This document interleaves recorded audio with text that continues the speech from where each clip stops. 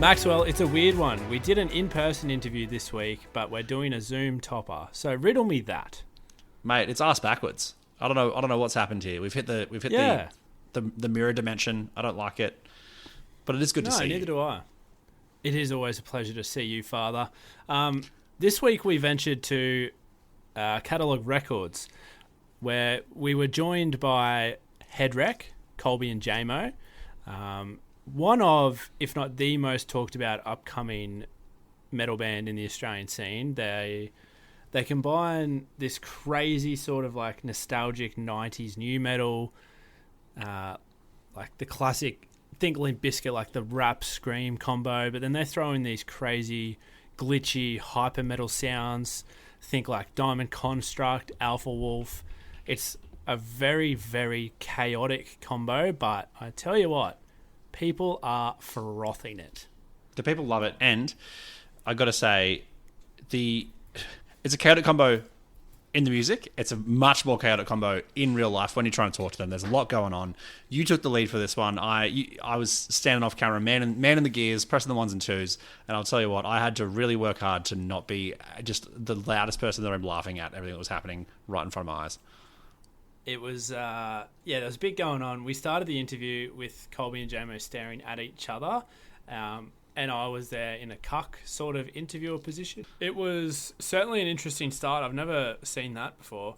And then Jamo sort of gradually turned his back and opened up to me, which was amazing. But physically and emotionally.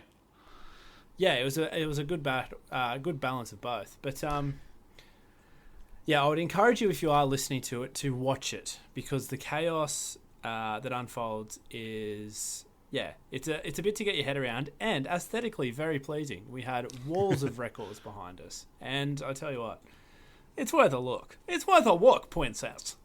Before we throw to the interview, before I throw to you, I want to give a big shout out to Catalogue Music for hosting us last minute. Marty there is a legend. So if you're in Brisbane, if you're in Fortitude Valley looking for some records, go down there, check it out. He's got a great collection. So thank you to Catalogue. But Sam, I think you lead this one. Over to you, mate.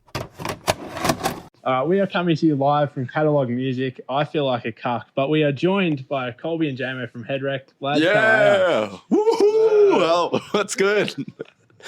Lads, it's been a massive year. There's been a lot happening. EP releases, more sideshows than you can poke a stick at. Yep. I mean, when you look back at the year, how do you guys see it?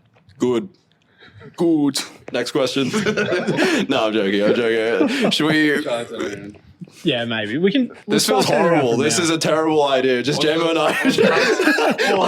Should I just slowly... Maybe every question, just pivot. Okay. Yeah. Let's do it. So by the end of the interview, we'll be looking at each other. The thing that's funny about it is it's like this, like, I can't see you. All I can see is Jamo. So it's like this announcement just on top. What was the question? How has the year been? Yeah, like it's been a massive year for you guys. Everyone's talking about how big Headwreck's going to be in 2026 after the year. How Fingers are you crossed. guys seeing it? Do you want to start or I start? I'll start. I think it's crazy to think back to this time last year. That's for sure. Like, in February earlier this year, it was sort of like our first proper tour, I guess, and it was scary. But for me, that felt like a big step up, and with all the other songs coming out, it just seems to keep going. Yeah, I'd like to jump in on that, I think. That was good, but I just can't look at you anymore like this, I don't think. It's a deep stare, I assume. I can only see the back of Jamo's head.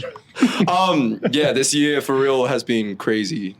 Yeah, honestly, like a big thing I feel like not enough bands talk about, or maybe musicians in general, is just like how surreal this stuff kind of is. Yeah. And like for us, like as Jamo kind of said, a year ago, we were not like this at all. Like 14, 15 months ago, like we had 1,000 monthly listeners on Spotify. Like we played some cool shows. We thought we were a big deal, but we kind of weren't. And like we expected to blow up and we didn't. And we're like, oh, like a fun fact was we had a song called Let It Feel, but when it dropped, we called it Let It Flop for like the biggest time because it crushed all of our dreams a little bit. But coming 14, 15 months later, it's just extremely surreal, I think is the best way to put it, because it's just like everything we'd hope we would achieve in like our music career, I guess, is kind of coming true. And it's a bit of like a pinch me moment. It still doesn't really feel real. Like for me, Good Things has been a festival I've always wanted to play.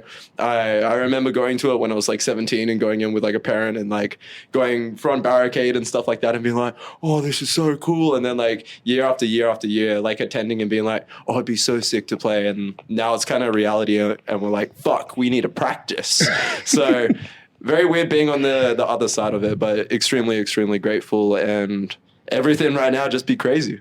That's kind of it. Yeah, let's talk about Good Things, because you guys were announced on the Brisbane lineup a couple of days ago. We were saying off camera it's a dream come true, but there is a clash that you guys are a little bit flat about. Oh, yes, the watermelon eating contest. At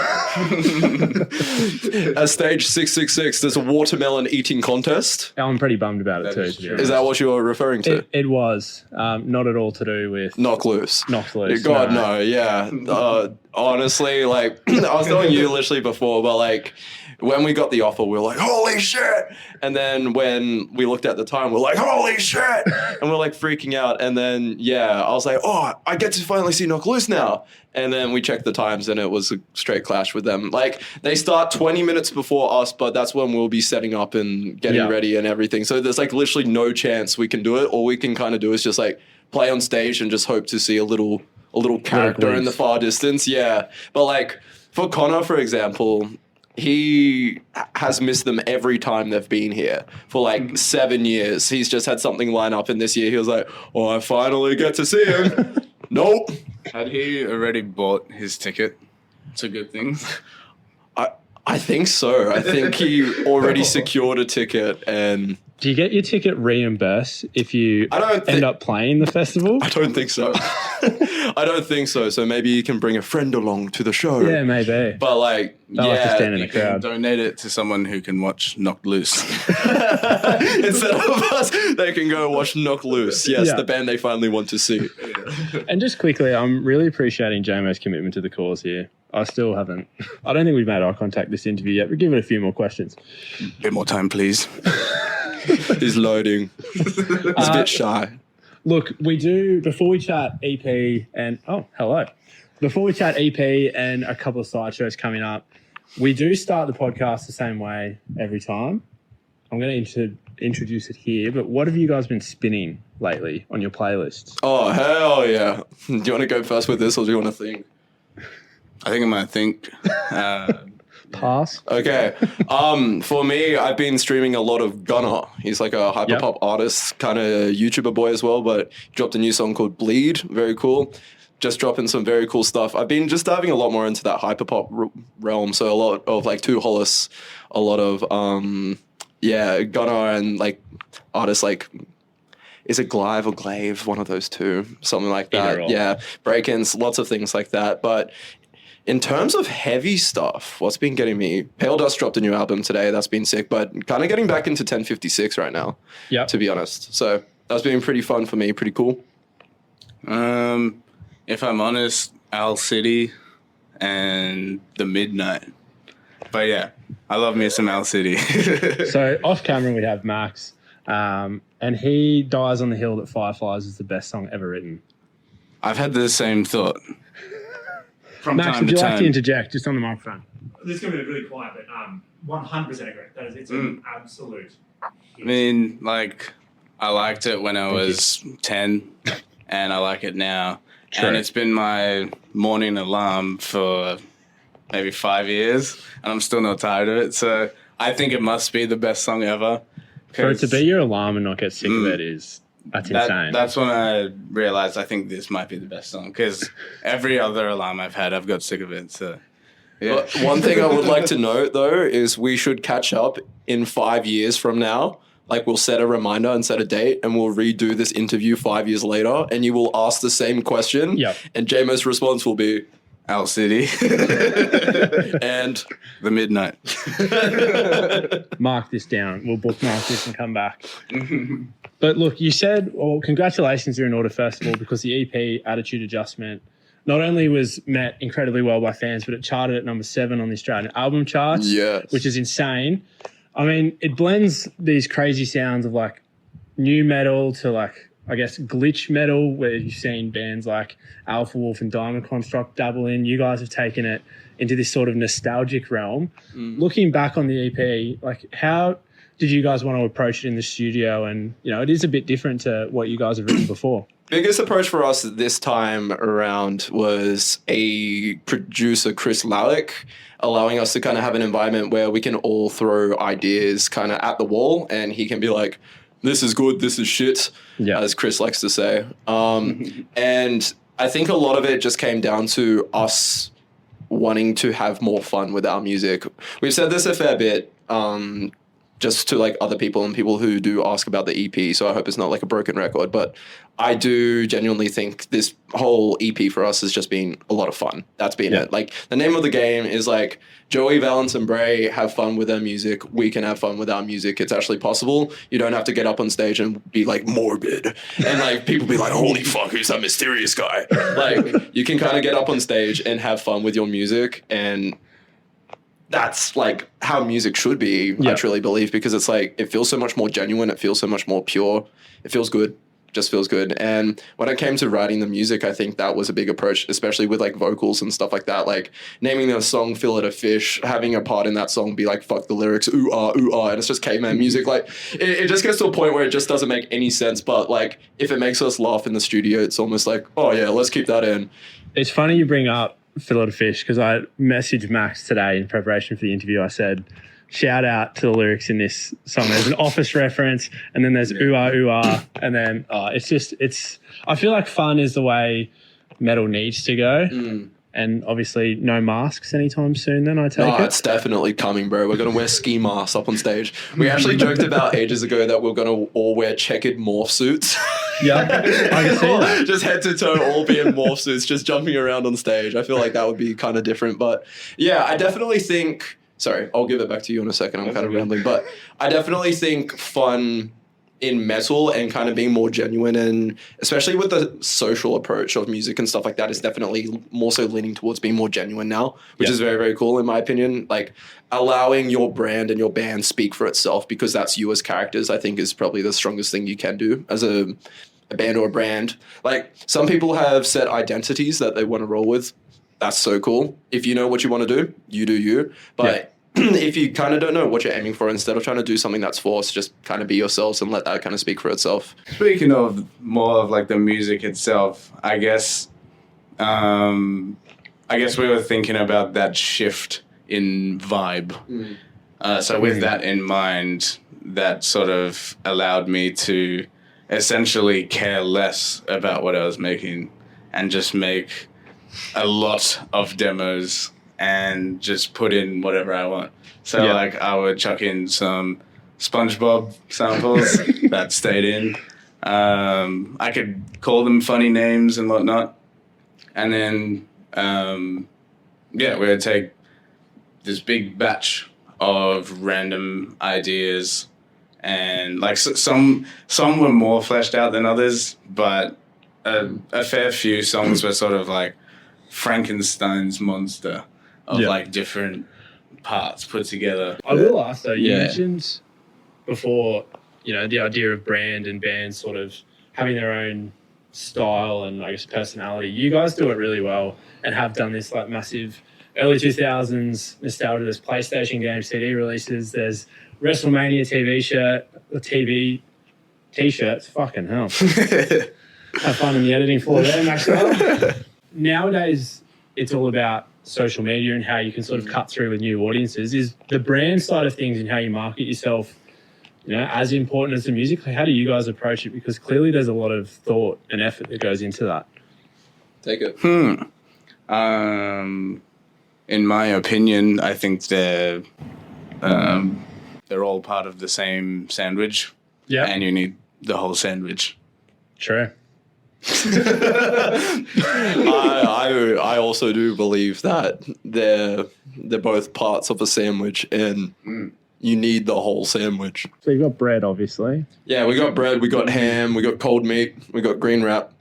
Yeah, I think it is very hand in hand with itself personally, because I think you can have a product, but it's about how do you market the product? What world do you kind of see with the product? You know what I mean? And I think for us, it's the products that we're trying to market is us. So therefore all the visuals to accompany it is also just kind of us in a very deranged way. And I think that's why a lot of the wrestling and a lot of the PlayStation 2 nostalgia core kind of came out, because it's like, personally, I'm inspired by it. Jamo's inspired by it with music. And it's like tackling the creative side of it. I was just like, this would be cool if I added in this. This would be funny if I added in this. And that's kind of how a lot of the piracy is a crime, a lot of the wrestling visuals and stuff started popping into it. That's how we became a PlayStation 2 game. And it's like, really just trying to push that envelope of just like, what would I like to see that when I was younger would be cool? And this is just kind of what we've landed on. And it's been a really cool thing, because we find that when people come to shows now, instead of talking to us about the music and being like, your lyrics mean everything to me, obviously they don't now because they're just fucking mumbo jumbo, but people come up to us now and talk to us about like things we like. So people will talk to Jamo about cars, people will talk to Dane about horror movies, so on and so forth. And it's just like little references like that. I feel like it allows people to kind of grow a little bit closer to us without actually knowing us, which I think is really, really cool, because it's just almost like wearing ourselves on our sleeves almost, right? Yeah, it's a genuine connection then. It's not just... Yeah. I feel like sometimes when you meet bands that you listen to, and especially as a teenager, like you'd go to paid meet and greets and it'd be the weirdest interaction you've ever had. Yeah, because it's just like a 5-second hug and they go, what's your name? Off you go. Literally. It's just like, I think like having our own little Discord community too, where people can actually engage with us, and like we have subsections on that where people can talk about games, talk about like art, can talk about music, can talk about tattoos. Like there's so many different variations of things they can talk about, like movies and film and TV and stuff like that, that like everyone feels comfortable enough to kind of say what they're into, and they kind of know that if they like us and other people like us, they will find similar people like them, because it's like, oh, I relate to you guys on PlayStation 2. This is my favorite PlayStation 2 game. And people will be like, oh, I also love that game. And then they just kind of form that little connection, which is really, really cool. Yeah, it's sort of a depth of connection. Definitely. And it's just like, I don't know, we've had people, when we last played Melbourne, a person brought like a PlayStation 2 for us to sign instead of like a t-shirt, which is like the sickest thing ever. We're like, oh, fuck yeah, I will sign that. Like, we're all gassed up as to sign that. But yeah, I think it's just, as I kind of said before, wear yourself on your sleeve. Don't kind of shy away from who you are. Maybe we've taken it too far. Maybe we will take it too far with like us as people. But I don't know. We're just having fun right now, and that's kind of how we like it. Is there anything you'd like to add? I don't think so, actually. I think you covered it pretty well. Nailed it on the head. Yeah. Good. Well, talking about being yourself, it's landed you... Sorry. It's landed you a spot on Download Festival in the UK next year, which is massive. You're playing on a bill that's got Limp Bizkit, Linkin Park. I mean, what do you do when that email comes through? Do you think it's spam? Like,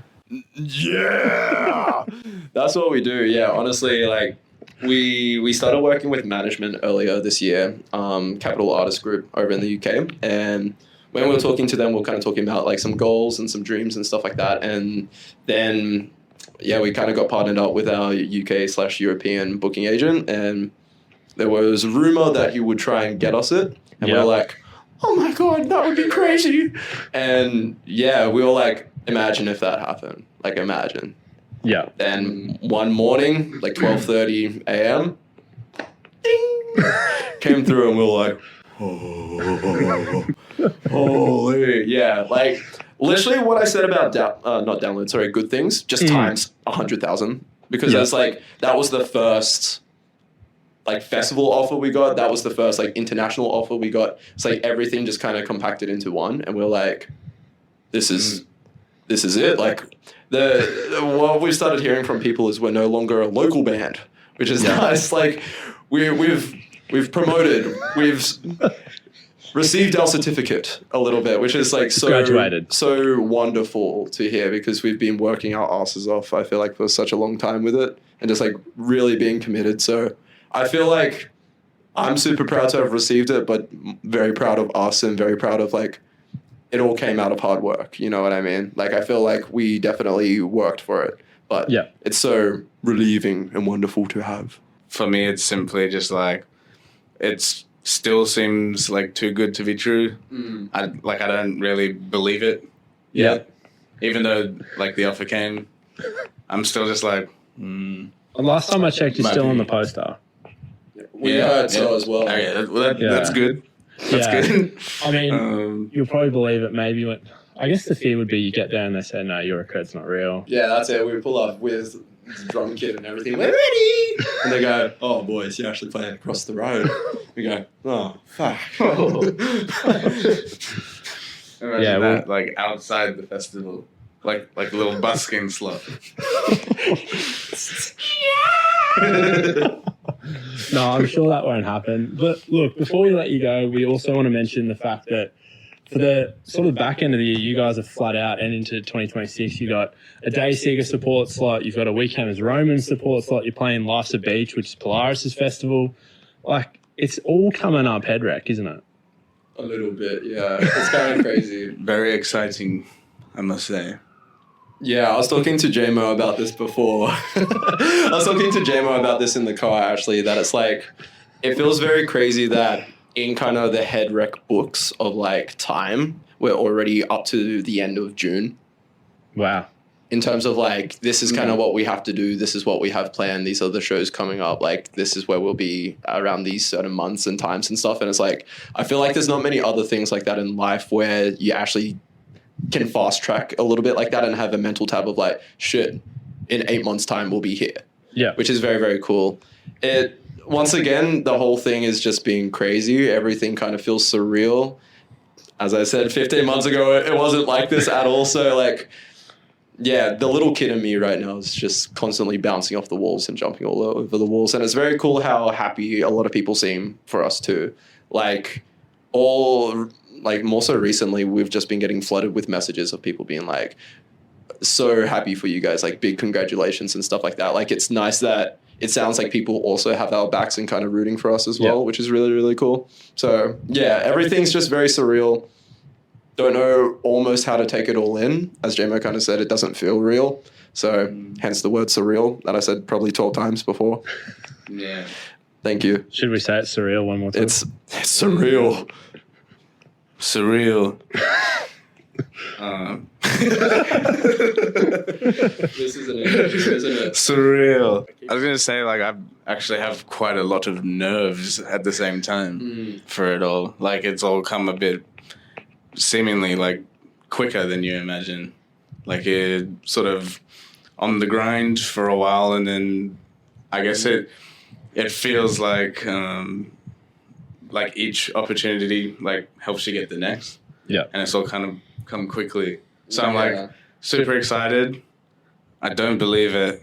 And then I'm also super nervous. But I think after this first show and good things, it'll feel a little better, hopefully. Yeah. I'll start kind of like snowballing its way. Yeah. Yeah, at least you can roll into good things, get out any sort of nerves, and then hit download with some big festival experience. I feel like if you go straight into download, shit your pants. Yeah, like even Life's a Beach is going to be pretty big, right? Yeah. Yeah. Like, that's the thing is we've kind of like gradually received each offer. So it's like, we haven't really been able to like mentally prepare for it at all. It's just like, here's Life's a Beach and it's like 5,000 cap and we're like, It's a lot of people. oh, okay. And then it's just like, here's download and we're like, oh, okay. 50,000. Yeah, it's just like, literally, it's just being like this compilation of us shitting our pants a little bit. I think, as Jamo kind of said, once we start getting into the flow of it, things will be okay and stuff like that. But lots of nerves, especially considering like we've wanted to play Europe for such a long time. And it's like, oh, we're going to Europe. Fuck, we're going to Europe. Like, it's like, oh, dude, we have to like hop on a plane for 30 hours and try and get there. And then what do we take? Like, what do we pack? Like, Where do we stay? Like, what do we do? What flight do we do? Hello? Like, That's why you've got other bands to talk to. You can just pick their brand. that's it. But it's just like, there's so much information to try and take in all at once that it's just like crazy. Yeah. Yeah, but I don't know. Very grateful for everything and very excited for life. What a problem to have. Yeah, terrible one, right? Look, the last question we have for you. 2026 is a month away. Good boy. Jamo sticking script. I love it. This time next year, what would you like to... Sorry. Sorry. No, that's okay. My bad. No, so in 2026, looking at 2025 and how far you've come, where would you like to see the band placed this time next year? Do you want me to take it first? Yeah, I'm Sort of still it's almost New Year's resolution. Yeah, New Year's, I 100,000% would love to play all 3 Good Things shows. Like, Yeah, I was gonna say be on that. the actual festival. I think that would be like ticking that dream off. We would also love next year to do international another time. Yeah. So whether that be back to Europe, whether that be a Japan, whether that be a US, we're in talks right now of trying to tee something up, but that's another big tick off the list. Like if we could do America next year, I think that would be the craziest year we could possibly imagine, because it's like we've toured the world, Yeah. as they like to say. And I think for us, ever since we've been little kids, that's been the dream. So yeah, The drive. yeah, so that's just the show aspect, but obviously there's the music aspect as well. Like we're writing lots already, actually. We did joke about that off camera. We're trying to do a bigger release, Oh. if you get what I mean. No. An EP, another one single. Yeah, so we definitely want to write more music, but also just expand in our little universe and try and have more fun, but create more opportunities to try and engage with people and do more fun things like that and get everyone kind of a bit more involved instead of it being 2-dimensional. Love it. Yeah, I would agree with the 3 Good Things. And the main one for me, for some reason, is America. For me, like many moons ago, I would say to myself, like, if I ever tour America, then I can die happy. So it's like my ultimate dream. Yeah. So I would like to do that. Yeah. I love it. I mean, we've put it out into the universe now. We'll come back this time next year. We'll tick off some bucket list items. But Colby, Jamo, thanks so much for your time. Thank you for having us. Thank you. It's been a pleasure. Thank you, Max.